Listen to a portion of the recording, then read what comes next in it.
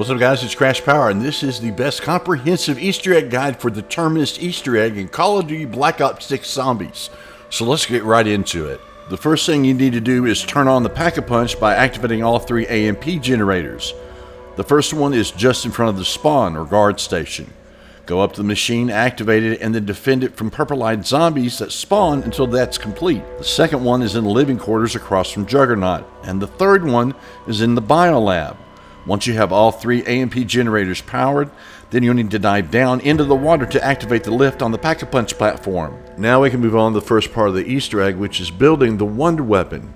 You'll need to gather several pieces around the board, but to do that, you'll have to open a server room. Head to the arsenal and equip one of your weapons with the dead wire ammo mod. Then activate the Pack-a-Punch platform to either go up or down, and you'll need to shoot these three boxes on your lift. And when you shoot the first one inside this room, you'll see electrical current go to the second one. Shoot that one, the electrical current will go to the third one, and then hop on down into the living quarters and shoot this box. Then head out into the rec area, shoot this final box, and the lab will open. You'll notice a zombie pinned down here on the left. Kill that zombie, and then when you do, you'll see an EMF fob item on the floor. Pick it up, and that's the first item you'll need for the wonder weapon. Now head to the C tower, and on this wall you'll notice a desk with a briefcase on it. Hold the action button to get the multiphasic resonator. When you do, you're going to spawn a bunch of spiders. Make sure to take them out. Now return to the computer lab and put the multiphasic resonator in this computer. You now need a code to access the computer. First, you need to activate three laptops located around the map on desks labeled X, Y, and Z. The X laptop is located at the docks below the C tower. The Y spot's located in the storage area right next to spawn. And the Z computer is located in communications right here. Now, when you go back to the lab and interact with the computer, it's going to ask you for a 6-digit code. And you'll notice sticky notes on the computer that represent the symbols shown on the three laptops. These variables, X, Y, and Z, can now be plugged into this equation on the boards to your left to solve this puzzle. Once you have that code, you can enter it into the computer. If you don't want to do the math or could care less, you can skip this process entirely by going to Dr. Peck in the spawn area and bribing him 5,000 points. And he'll give you the code right here on the screen. But for those of you that want to know how to save 5,000 points, here's how you solve this puzzle. To solve for X, we want to see the symbol on the board on the left. We can see that it's in the middle row, third column. You take the number on the left, which is a 1, and then the number beneath it, which is 0, and that means X is 10. So if you want to solve the first equation over here, you substitute the number 10 for X. That means 2 times 10 would be 20. Then you add 11, and the answer is 31. That will be the first two numbers in your code. Use the same steps to solve for Y and Z. Do those equations, and you will know that the code is 311701. The code changes every game, and once you enter the code successfully into the computer, it will start to display various locations around the map. You'll need to spawn a round or two, and once it's energized the multiphonic resonator, you'll be able to retrieve it, and you'll need to head to the island that it now indicates on your map. The location you'll need to head to is always the same. You'll go to this island and discover a blue glowing orb. Walk up to the orb and hit the action button to insert the multiphonic resonator. Don't forget to pick up the multiphonic resonator.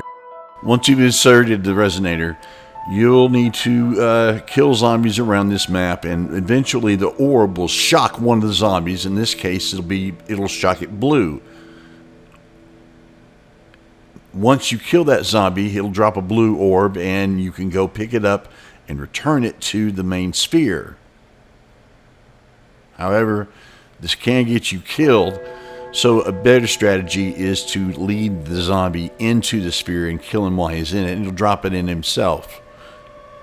You'll need to repeat these steps 2 or 3 more times, and then the orb will travel off to another island. Be sure to pick up the sonic resonator and then head in the boat to that next island. The island is always in the same location. Be sure to go over here. Then you'll find a green orb. Put the sonic resonator in it and then repeat this process. Once you're done, the orb will travel to a third island. Don't forget to pick up the sonic resonator. Then head back into the water. When you're finished with the second orb, it'll travel off to a third island, which is located right here. And then you'll handle the third and final purple orb.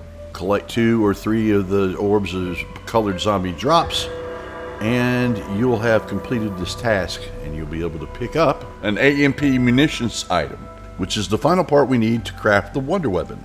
Head back into the research office now that you have all the items to assemble it. Go to the workbench and construct the Beam Smasher wonder weapon. And pick it up, and now you have what you need to complete the next step of the Easter egg. You're going to be looking at one of 3 different tentacle trap locations around the map. 2 are in the biodome entrances, and 1 is in the living quarters. Well, 1 is specifically going to have a key card lying directly underneath it. And if you see this key card right here, I know that the hard drive that I need is hidden in the tentacle trap above. After activating the tentacle trap, shoot it with the wonder weapon until it drops a hard drive. Oh God, the trap got me! No! But a word of caution, don't step under the trap or, yeah, it will get you. Once you've gotten the hard drive, make your way back to the spawn at the guard station, and you'll be able to insert the hard drive into this little deposit box for Dr. Peck. You mentioned about a specimen being held in a holding tank in the biolab, but in order to unlock him, we're going to need a 3-digit code from 3 areas around the map. To get the first digit of the code, make your way to the interrogation rooms in the spawn and look at this clock. You can see the time of the clock is about 4:23, so the hour hand will be closest to 4, and that's the first digit of your code. For the second part of the code, we're going to head into the mess hall and look at a playing card on a bulletin board. If you zoom in here, I can see that it's a 3. For the third code, head into engineering and you'll see a sign on the wall that says safety first, day since last injury. And that number in this case is 2. Now we have our 3-digit code. Head down to the center of the biolab and press the action button on this keypad. A little window will open and this guy will tell you how he's suffering and ask you to let him out. This is where you enter the 3-digit code. Once you've done that, every teammate will need to turn these knobs located on the side of this chamber at the same time. Now don't worry, there are 4 knobs. If there's only 2 players, then only 2 knobs have to be turned. If one player gets lagged out and if there's a 4-player game and one person lags out and there's only 3 players active in there, it will still work.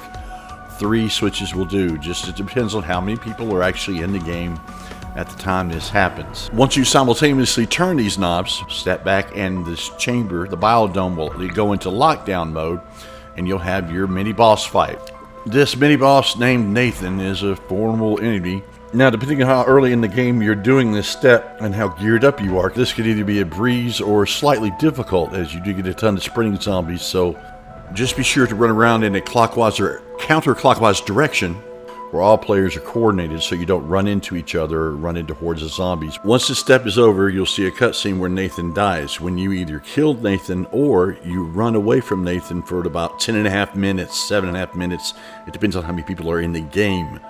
If you don't kill him, if you run away from him long enough, Nathan will die on his own. Once the cinematic cutscene is over, you're going to dive into the water in the biolab and look for a gold key card which will be lying on the ground somewhere.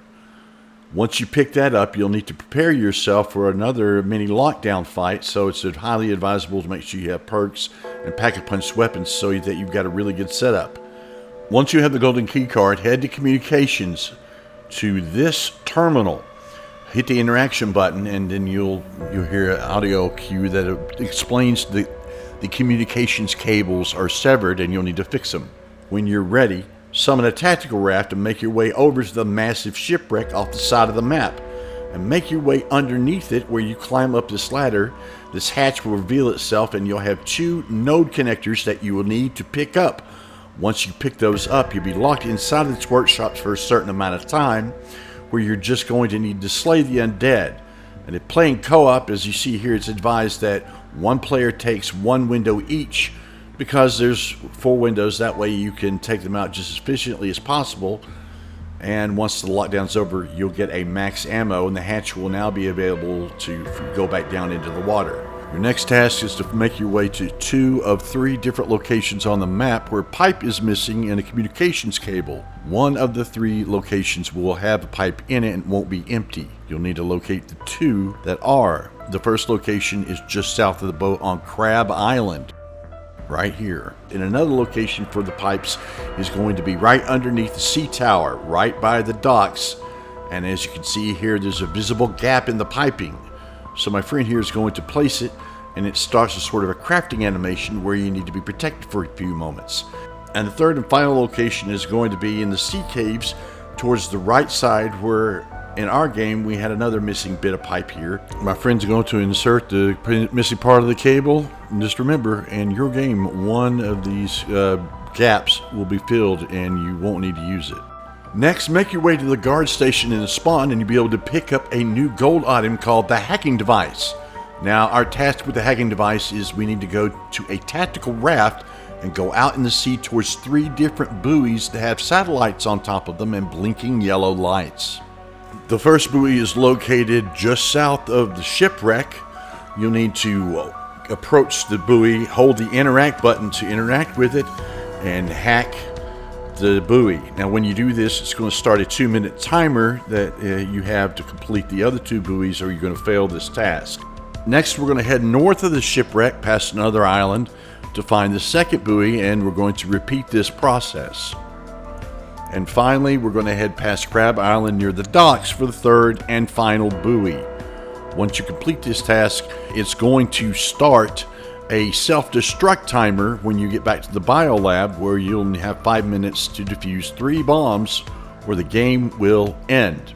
Now, on the bottom floor of the biolab and upstairs, there's going to be 3 different doors that will each have a device that appears, and you're going to want to simply hold your interact button to defuse them. The first one is to the south of Mele Macchiano that you're seeing me do right now. Once that's diffused, make your way to the opposite side of the bottom on the north side of Mele Macchiano, and you'll see the other one. Diffuse that one, then make your way upstairs to the second floor of the biolab to this area right here, which is directly above Mele Macchiano. Once you diffused all 3, you'll successfully get a flash on your screen. At this point, you can activate the boss fight at any time, but I highly recommend that you spend the next few rounds making sure that both your weapons are upgraded as much as possible with tier 3 pack-a-punch and legendary and rarity. I also highly recommend you spend time as well getting enough salvage for a self-revive kit, as well as a scorch streak like the chopper gunner, as it will make certain parts of the boss fight much easier. If you created separate gobblegum packs for the different stages of the Easter egg, now is a great time to switch to your boss fight pack.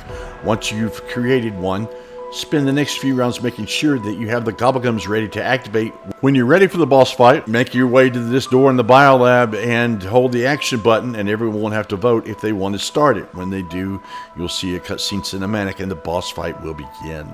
Now, there are 3 phases to this boss fight, but breaking this fight down, you have 2 elements to the boss fight itself. You have the boss, Patient 13, then you also have a series of tentacles all around the arena which will be constantly firing projectiles at you.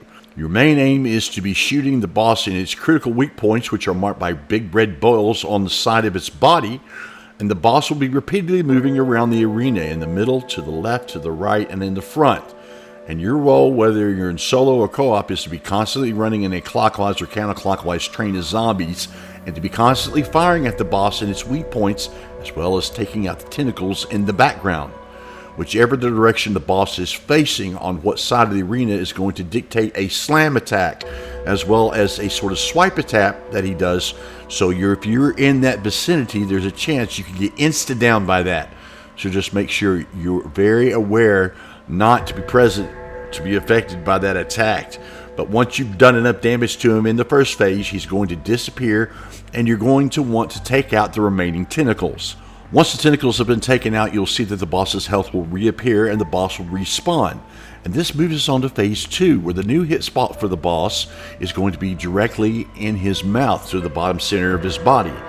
During this phase, the tentacles around the map are going to get more vicious in their projectiles, And you're also going to have a ton of zombies, as well as some elite zombies like manglers, which at any point along with the boss itself can swipe and throw you into the water, which if it does, you'll be able to climb back up through the various ladders that are situated around the arena. It's during this first and second phase of the boss fight where using score streaks like a chopper gunner are super effective for doing a lot of the damage. During the second phase, if the boss makes his way to the middle of the arena, if you aren't careful and land in the water near it, you could immediately go down. So pay close attention to which way the boss is facing. Here you can use these boxes as cover to completely avoid the swipe attack and to continue to do more damage. But if at any time you need to quickly dip into the water, you absolutely can. It's a great safety mechanism. But be careful, as a lot of the ladders have a ton of zombies just standing around waiting for you to climb up. So once you've done enough net damage to the main boss, its new criticals will be tentacles on the left and right side. So continue to focus and also continue to get rid of those tentacles in the back of the boss fight if they're causing too much damage. But your main focus throughout should be to take down the main boss itself. Once you've managed to damage the boss enough, his health will disappear yet again, and you'll need to go ahead and take out the remaining tentacles. During this, you're likely to have at least one amalgama spawning in, as well as a ton of zombies, so be very, very careful in this move on to the third and final phase. During this phase, the boss is actually going to restrict the actual playable area, so it's going to split off into halves, where the only way you can make it from one side to the other is to actually dip into the water and use ladders. During this phase, the boss also has a white mechanic where it emits a bunch of blue smoke on your screen, and you want to hide behind any of the boxes in the front of the boss room in order to completely avoid them. Once he's done that white phase, you just do as much damage into his eyes as possible. And if you have gobblegums like idle eyes, this is absolutely perfect to use because none of the zombies are going to be attracted to you, so you can just put tons of damage into the boss. Obviously, if you don't have an idle eyes, you're just going to have to train around and be very, very careful to avoid these wipe attacks and get damage in when you can. But once his health goes down to 0, you will have eliminated the boss and completed the Terminus Easter Egg. Once you finish the cutscene, you'll be given an option to continue playing or to exit. And if you continue playing, you'll be rewarded a perk-a-cola, as well as a ton of legendary weapons, including a ray gun, a bunch of points, as well as some pack crystals. When you head back to the main menu, you've unlocked a special outfit for the character Maya that you only get by beating this Easter egg. And inside the calling cards, you'll also unlock a calling card for beating this map's Easter egg. If you've done it before the guided mode comes out, you have gotten this calling card. Well, I really hope you enjoyed this video. I did everything I can to make it as accurate and detailed as possible. Drop a like if you appreciate it, and let me know down below. Have you done this Easter egg yet? What do you think about this video, and how excited are you for Black Ops 6? Until next time, I'm CrashPower. Subscribe, and I'll see you guys next time.